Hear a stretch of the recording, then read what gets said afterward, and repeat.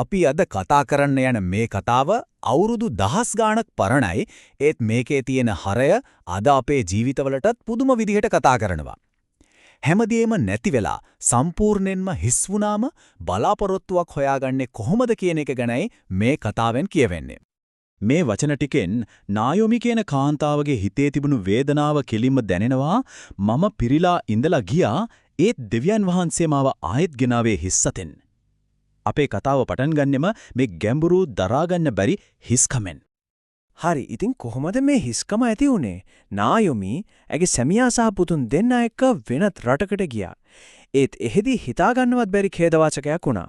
ඇගේ සැමියා ඊට පස්සේ පුතුන් දෙන්න මේ තුන් දෙනාම මිය ගියා. දැන් ඉතුරු වෙලා ඉන්නේ නායොමියයි ඇගේ ලේලි රූතුයි විතරයි. වැන්දබුවන් සම්පූර්ණයෙන්ම ආසරණ වෙලා. නායොමිගේ හිතේ තිබුණේ මට දැන් කිසිම දෙයක් නැහැ. මම සම්පූර්ණයෙන්ම හිස්. ඒත් ඇත්තටම එහෙමද?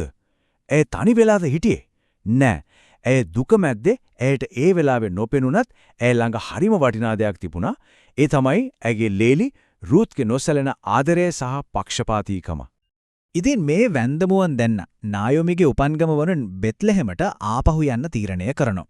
ඒක දිග අමාරු ගමනක්. හැබැයි ඒ දෙන්න ඒ වෙලාවේ දැනගෙන හිටියේ නෑ ඒ ගමනේදී එයාලා යන වෙලාව එයාලගේ මුළු ජීවිතේම වෙනස් කරයි කියලා.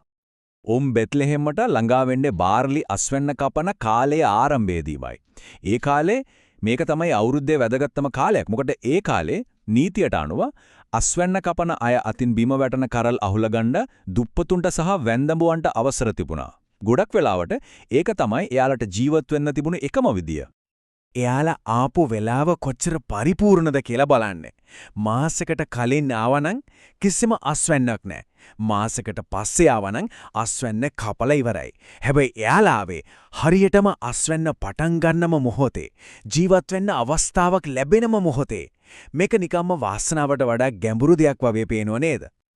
රූත් තමන්ගේ නැන්දම්මට කන්න දෙයක් හොයාගන්න කෙත්වලට යනවා කරල් අහුලන්න. හිතන්න තනි වුණ විදේශීය වැන්දබුවක් එක කොයිතරම් අනතුරුදායක වෙන්න ඇද්ද? ඈ නිකම්ම කෙතක් තෝරගන්නවා. ඒත් ඈ බන්නේ නෑ ඈ නොදැනුවත්වම ඇතුල් වෙන්නේ බෝවස් කියන හරිව කරුණාවන්ත මිනිසියෙක්ගේ කෙතකට කියලා. බෝයස් රූත්ව දකින්නවා. ඔහුට පුරුවන් ඒව නොසලකා හරින්න. ඒත් ඔහු එහෙම කරන්නේ නෑ. එතනින් එහාට ඔහු කරන දේවල් ඇත්තටම අසාමාන්‍යයි. ඔහු ඇයට ආරාධනා කරනවා මේ කෙතේම ඉන්න කියලා. ඔහු තමන්ගේ සේවකයන්ට ආන කරනවා ඇයට කිසිම කරදරයක් කරන්න එපා කියලා. ඔහු ඇයට වතුර සහ ආහාර සපයනවා. මේක නිකම්ම දයාවක් නෙවෙයි. මේක අදාහගන්න බැරි විදිහේ පිළිගැනීමක්. එදා දවස අවසානයේදී රූත් එකතු කරගත් ධාන්‍ය ප්‍රමාණය ඇහුවොත් පුදුම හිතෙයි. කිලෝග්‍රෑම් 13ක් 15ක් විතර. ඒ කියන්නේ සාමාන්‍ය කෙනෙක්ට දවසකින් එකතු කරන්න පුළුවන් ප්‍රමාණය වගේ දසගුලියකටත් වඩා වැඩි. මේකෙන් පේනවා බෝවස්ගේ ත්‍යාගශීලීකම කොයිතරම්ද කියලා. මේක නිකම්ම සපෙයිමක් නෙවෙයි. මේක ආශිර්වාදයක්. ඉතින් දැන් අපිට පැහැදිලි නේද? බෝවස්ගේ කෙත කියන්නේ නිකම් මිඩමක් නෙවෙයි. ඒක හරියට කුරිරු භයානක ලෝකයක් මැද තිබුණු ආරක්ෂිත දූපතක් වගේ. පිළිගැනීමක්, බහුලත්වයක් සහ කරුණාවක් තිබුණු තැනක්. ඒක අභය භූමියක්. හැබැයි මේ කතාව මෙතනින් ඉවර වෙන්නේ නැහැ. ඇත්තටම මේක නායොමි රූත් බෝවස් ගැන විතරක්ම කතාවක් නෙවෙයි. බෝවස්ගේ චරිතය ඊට වඩා ගොඩක් ලොකු සැබෑ ගැලෝම්කරුවෙක් ගැන අපිට දෙන ඉඟියක්. මේ සමානකම් දිහා බලන්නකෝ. බෝවස් පිටස්තරයෙක් වුණු රූත්ව පිළිගත්තා. ඒ වගේම කිතුණු විශ්වාසයට අනුව යේසුස් වහන්සේ අපි හැමෝටම ආරාධනා කරනවා. බෝවස් රූත්ව ආරක්ෂා කළා. ඒ වගේම යේසුස් වහන්සේ අපිට බයෙන් සහ පාපයෙන් ආරක්ෂාව දෙනවා. බෝවස් සැපේවා. යේසුස් වහන්සේ අපේ ගැඹුරුම අවශ්‍යතා සපයනවා. මේක තමයි මේ කතාවේ හදවත. ඇත්තටම බෝවස්ගේ ඒ ආරාධනාව අපිට යේසුස් වහන්සේගේම වචන මතක් කරනවා නේද?